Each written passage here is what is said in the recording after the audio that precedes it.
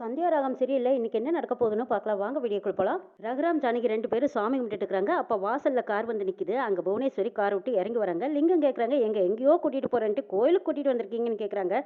ஆமா லிங்கம், இன்னைக்கு தான் இந்த கடவுள் என்னோட ஆசையை நிறைவேற்றிருக்காரு. அந்த ஜானகிக்கு ஜாமீன் கிடைச்சிருக்காது. அவ இந்நேரம் ஜெயிலுக்கு போயிருப்பாங்கிறாங்க புவனேஸ்வரி. ஆமாமா, அவளுக்கு ஜாமீன் கிடைக்காம அநேகமா ஜெயில போட்டிருப்பாங்கங்கிறாங்க லிங்கம்.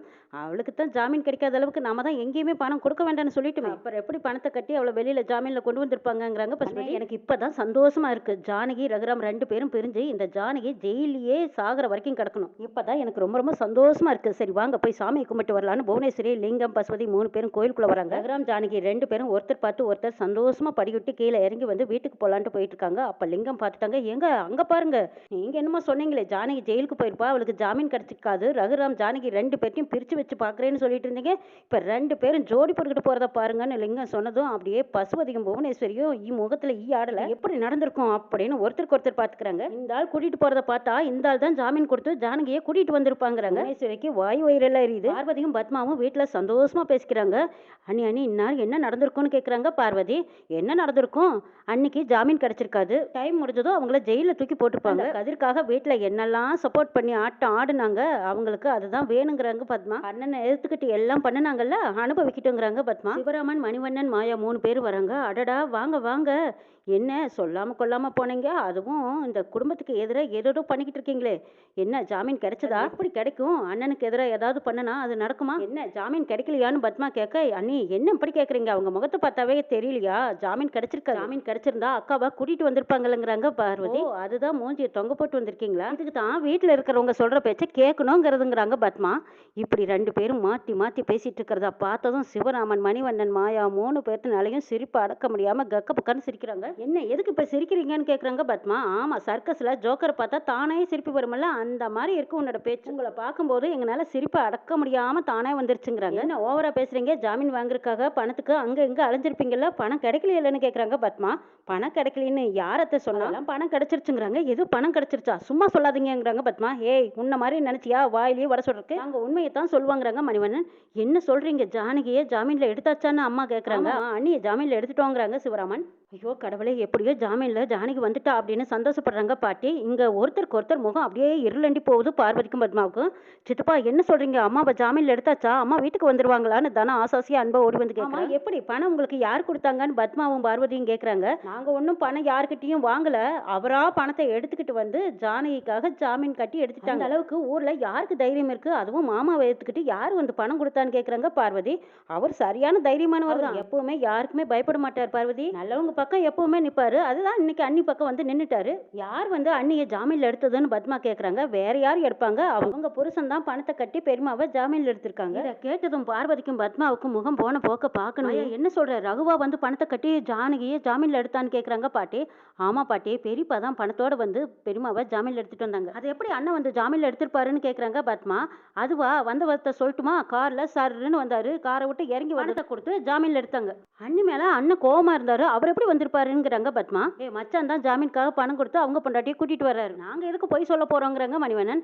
ஆமா எனக்கு தெரியும், அப்பாவுக்கு அம்மா மேல இன்னும் பாசம் இருக்குன்னு எனக்கு தெரியுங்கிறாங்க தானா. ஆமா, அவங்க 2 பேர்த்தையும் எங்கேன்னு பாட்டி கேக்குறாங்க. மச்சான் தான் கார்ல வந்து அவங்க பொண்டாட்டியை கூட்டிட்டு போறாருங்கிறாங்க. ஆமா, எதுக்கு கூட்டிட்டு போறாருன்னு கேக்குறாங்க பார்வதி. அவங்க பொண்டாட்டியை அவங்க எங்கேயோ கூட்டிட்டு போறாங்க, உனக்கு என்ன இதை பத்தி, நாங்க கூட பெரியமாவை கூட்டிட்டு போறோம்னு சொன்னோம், ஆனா பெரியப்பா தான் இல்ல ஏன் பொண்டாட்டியை நானே கூட்டிட்டு போறேன்னு சொல்லி கூட்டிட்டு போயிட்டாருங்கிறாங்க. அப்படி எங்க தான் கூட்டிட்டு போனாங்கன்னு பத்மா கேக்குறாங்க. எனக்கு தெரிஞ்சு தங்கச்சியை கோயில் குளம்னு கூட்டிட்டு போயிட்டு அப்படியே சினிமா பார்க்கு அப்படியே ஹோட்டல்னு போயிருப்பாங்கன்னு நான் நினைக்கிறேங்கிறாங்க மணிவண்ணன். நான் கூட எங்கடா பணம் கிடைக்காதோ, அண்ணியை ஜாமீன்ல எடுக்க முடியாதோன்னு பயந்துட்டே இருந்தேன். ஆனா கரெக்டா நேரத்துல அண்ணன் வந்து பணத்தை கட்டி அண்ணியை கூட்டிட்டு வந்தாங்க பாருங்க, அதுதான் மாசுங்கிறாங்க சிவராமன். சரி சரி, இப்படியே பேசிட்டு இருந்தா எப்படி, அவங்க 2 பேரும் இப்ப வந்துருவாங்க, ஆரத்தி தட்டை கரைச்சு ரெடி பண்ணி வைங்கிறாங்க மணிவண்ணன். ரகுராம் ஜானகியை ஒரு ஹோட்டல் கூட்டிட்டு வந்திருக்காங்க. என்னங்க இங்க கூட்டிட்டு வந்திருக்கீங்கன்னு ஜானகி கேக்குறாங்க. ஆமா, நீ சாப்பிட்டுருக்க மாட்டேன்னு எனக்கு தெரியும், வா போய் சாப்பிட்டு வரலான்னு கூட்டிட்டு போறாங்க. ரகுராம் ஜானகி 2 பேரும் ஹோட்டலுக்குள்ள போய் ஒருத்தர் எதிர ஒருத்தருக்கு வந்திருக்காங்க. இந்த உனக்கு என்ன வேணும்னு ஆர்டர் பண்ணுங்கிறாங்க ரகுராம். எங்க கை கழுவிட்டு வந்துட்டுமாங்கிறாங்க. சரி போங்கிறாங்க. அவங்க வரதுக்குள்ளேயே ரகுராமே அவங்களுக்கு பிடிச்ச ஐட்டங்களை எல்லாம் ஆர்டர் பண்ணிடுறாங்க. ரகுராம் நானும் போய் கை கழுவிட்டு வரேன்ட்டு போறாங்க. இந்த பக்கமா ஜானகி வந்து உட்கார்ந்ததுமே அந்த சர்வர் கொண்டு வந்து ஐட்டங்கள் கொடுக்குறாங்க. ஐயோ நான் எதுவுமே ஆர்டர் பண்ணலையேங்கிறாங்க. அதெல்லாம் உங்களுக்கு பிடிச்ச மாதிரி அவங்க பண்ணிட்டாங்கன்னு சொல்றாங்க. அப்படியா அப்படின்னு சொல்லி ஜானகி அதெல்லாம் பாக்குறாங்க. அவங்களுக்கு பிடிச்சதாவே இருக்கு. நீங்களே ஆர்டர் பண்ணிட்டீங்களா, எனக்கு என்ன பிடிக்குமோ அதைத்தான் நீங்க சொல்லியிருக்கீங்க. 2 பேரும் சாப்பிட ஆரம்பிக்கிறாங்க. ஜானகி அப்படியே பேச்சு கொடுக்குறாங்க. ஏங்க உங்களுக்கு ஞாபகம் இருக்கா? நம்ம கல்யாணம் ஆன புதுசுல ஒரு ஹோட்டலுக்கு போனோம். எனக்காக நீங்க ஆர்டர் பண்ணீங்க. உங்களுக்காக நான் ஆர்டர் பண்ணேன். ஆனா அது எதுவுமே நம்ம 2 பேத்துக்குமே பிடிக்கல. அப்ப நம்ம 2 பேருமே வெளிய காட்டிக்காம சமாளிச்சுட்டு சாப்பிட்டோம்ல. அப்ப நம்ம 2 பேத்துக்குமே ஒருத்தருக்கு ஒருத்தர் எதுவுமே தெரியாது. ஆனா அன்னைக்கு தான் தடவையா உனக்கு என்ன பிடிக்கும்னு என்கிட்ட கேட்டீங்க. உங்களுக்கு என்ன பிடிக்கும்னு நானும் தெரிஞ்சுக்கிட்டேன். அன்னைக்கு தான் நம்ம 2 பேரும் மனசு விட்டு பேசி ஒருத்தருக்கு ஒருத்தர் புரிஞ்சுக்கிட்டோம். ரகுராம் ஜானகி சொன்னதை கேட்டுட்டு அமைதியாவே இருக்காங்க. சரி நான் கை கழுவிட்டு வந்துடுறேங்கன்னு சொல்லிட்டு ஜானகி போய் கை கழுவிட்டு வராங்க. ரகுராமும் பின்னாடியே போய் கை கழுவிட்டு கை துடைக்கிறதுக்காக எதிர்பார்த்துட்டு இருக்காங்க. அப்ப ஜானகி அவங்க முந்தானியை கொடுக்குறாங்க. அந்த நேரம் பார்த்து டிஷ் பேப்பர் கொண்டு வந்துடுறாரு சர்வர். ஜானகி சரி பரவாயில்லைங்கிற மாதிரி அட்ஜஸ்ட் பண்ணிக்கிட்டு வராங்க. பார்வதியும் பத்மாவும் வாசல்ல நின்னுக்கிட்டு பொறுமைக்கிட்டு நிக்கிறாங்க. என்ன நீ இது, நாம ஒண்ணு நினைச்சா அது ஒண்ணு நடக்குது. அண்ணன் எப்படி இப்படி திடீர்னு மனசு மாறினான்னு எனக்கு ஒன்னும் தெரியல பார்வதிங்கிறாங்க. அப்போ மாமா அக்காவை மன்னிச்சு ஏத்துக்கிட்டாரா? தெரியல பார்வதி, எனக்கு ஒரே குழப்பமா இருக்குதுங்கிறாங்க பத்மா. அப்ப கார் ஆரன் சத்தம் கேக்குது. மணிவண்ணன், சிவராமன், மாயா, பாட்டி எல்லாரும் ஓடி வராங்க. அச்சானும் தங்கச்சியும் வந்துட்டாங்க பாருங்கிறாங்க மணிவண்ணன். பாட்டி தனா 2 பேரும் ஜானகியை பார்த்ததும் ஜானகி வந்துட்டியா, ரொம்ப சந்தோஷம். ஜானகியை பார்த்ததும் அம்மானு கட்டி பிடிச்சுக்கிறாங்க. அம்மா உங்களுக்கு ஏதாவது ஆயிடுமோன்னு நாங்க எல்லாருமே பயந்துக்கிட்டோமா. அழாத தனம், நான் தான் வந்துட்டேன்ல, அழுகாதேங்கிறாங்க ஜானகி. ஜானகி நீ அவசரப்பட்டு இப்படி ஒரு முடிவு எடுத்துட்டியாமாங்கிறாங்க பாட்டி. நல்ல வேலை ரகு வந்து உன்னை கூட்டிட்டு வந்துட்டான். ரகு ரொம்ப சந்தோஷப்பாங்கிறாங்க பாட்டி. நாங்க கூட அன்னைக்கு இப்படி ஆயிப்போச்சேன்னு பயந்துகிட்டே இருந்தோம். அண்ணி இப்படி செஞ்சதுல எங்களுக்கும் சங்கடம் தான். இருந்தாலும் அவங்களும் இந்த வீட்டுல ஒருத்தர் இல்லவா, அவங்களுக்கு ஏதாவது ஒண்ணுன்னா நாங்கன்னா எப்படி தாங்கிக்குவோம். ஆமா மாமா, அக்காவுக்கு எங்க ஜாமீன் கிடைக்காதவனும் பயந்துகிட்டே இருந்தோங்கிறாங்க பார்வதி. மாமா பாத்தீங்களா, நகையை கேட்ட போது கொடுக்க மாட்டேன்னு சொன்னவங்க இப்ப பாருங்க ஜாமீன் கிடைக்காதோன்னு பயந்துகிட்டே இருந்தவனுங்க எப்படி ரீல் அள்ளி விடுறாங்க. அண்டர் பட்டி அடிக்கிறாங்க மச்சான், நகை தரமாட்டேன்னு சொல்லிட்டு இப்ப என்னமா நடிக்கிறாங்கிறாங்க மணிவண்ணன். வீட்டுல ஏதோ ஒரு கஷ்ட காலம் போட்டு ஆட்டுது. சரி எல்லாம் இதோட போட்டுன்ட்டு இப்ப ஆரத்தி எடுங்க. ரகு நீயும் போய் ஜோடியா நெலுப்பாங்கிறாங்க பாட்டி. மாயா ஆரத்தி தட்டை வச்சிருக்காங்க. ஆரத்தி எடுக்கலான்ட்டு போகும்போது நெல்லு, அண்ணனுக்கும் அன்னைக்கும் நாங்க தான் ஆரத்தி எடுப்போம். பத்மா அந்த ஆரத்தி தட்டை வாங்கிட்டு பார்வதியும் பத்மாவும் போய் ஆரத்தி எடுத்து முடிஞ்சதும் அவங்க 2 பேத்தையும் உள்ள போக சொல்றாங்க. போறதுக்கு விடாம பத்மா மறுபடியும் அண்ணே ஒரு நிமிஷம் இருங்க, அண்ணிய நீங்க வீட்டுக்கு கூட்டிட்டு வந்ததுல எங்களுக்கு ரொம்ப சந்தோஷம். இருந்தாலும் அண்ணி உங்களை எதிர்த்து எவ்வளவோ விஷயங்கள் பண்ணிருக்காங்க. இப்ப யாராவது உங்ககிட்ட கேட்டாங்களான்னு மணிவண்ணன் கேக்குறாங்க. ஐயோ இல்லங்க, நான் உண்மையை தானே சொல்றேன். அண்ணனை மீறி கதிரை காப்பாத்துறதுக்காக அப்படி பண்ணிட்டாங்க. இருந்தாலும் அண்ணனுக்கு அண்ணி மேல பாசம் அப்படியே தானுங்க இருக்கு. அவரே போய் ஜாமீன்ல எடுத்துக்கிட்டு வந்திருக்காரு பாருங்கிறாங்க பத்மா. ஆமா, நீ வேற ஒருத்தரா இருந்தா இப்படி எல்லாம் பண்ணிருக்கவே மாட்டாங்க. ஏன்னு கேட்டா அக்கா மேல மாமா பஞ்சாயத்துல ரொம்ப அவமானப்பட்டிருக்காரு. இருந்தாலும் மாமா அதெல்லாம் மனசுல வச்சுக்காம அக்காவுக்காக மாமா போயிருக்காரு பாருங்க. மாமாவுக்கு எவ்வளவு பெரிய மனசுங்கிறாங்க பார்வதி. சிவராமன் என்னடா இது சமயம் பார்த்து இப்படி குத்தி காட்டுறாளே அப்படின்னு நினைச்சுக்கிட்டு, பார்வதி என்ன பார்வதி இப்ப எதுக்கு தேவையில்லாம பேசிட்டு இருக்க, முதல்ல வாயை மூடு. ஏன் அளவுக்கு மீறி பேசினேன் அப்புறம் என் கை பேசும். உனக்கு ஏதாவது வேணுமான்னு கேட்குறாங்க சிவராமன். பார்வதி முகத்தை திருப்பிக்கிட்டு நிற்கிறாங்க. அண்ணியை கூட்டிகிட்டு வரதுக்கு ஜாமீன் எடுக்கலான்னு நாங்களும் பணம் எங்கெங்கேயோ தேடணும். ஆனால் பணம் கிடைக்காம என்ன பண்ணுறதுனே தெரியாமல் நின்னோன்னே கரெக்டான டைமில் நீங்கள் வந்து ஜாமீனுக்கு பணம் கட்டிட்டீங்கன்னு ரொம்ப சந்தோஷமா இருக்குதுங்கிறாங்க சிவராமன். நான் ஒன்றும் இதை ஜானகிக்காக பண்ணலை. என் பொண்ணு என்கிட்ட வந்து சொன்னா, நீங்களும் எல்லாரும் கேட்டுக்கிட்டீங்க. அதுக்காகத்தான் நான் பணத்தை கொண்டு வந்து கட்டி ஜானகியை ஜாமீனில் எடுத்துகிட்டு வந்தேங்கிறாங்க ரகுராம். மற்றபடி வேற எந்த காரணம் கிடையாது. இந்த வீட்டை பொறுத்த வரைக்கும் ஊரை பொறுத்த வரைக்கும் நானும் அவளும் புருஷன் போட்டாடி. ஆனால் என் மனசை பொறுத்த வரைக்கும் அப்படி எதுவும் கிடையாது. ரகுராம் இப்படி பொசுக்குன்னு சொல்லுவார்னு யாருமே எதிர்பார்க்கல. பத்மாவுக்கும் பார்வதிக்கும் அப்பாடா இப்பதான் திருப்தி. இன்னும் அண்ணன் மன்னிக்கல.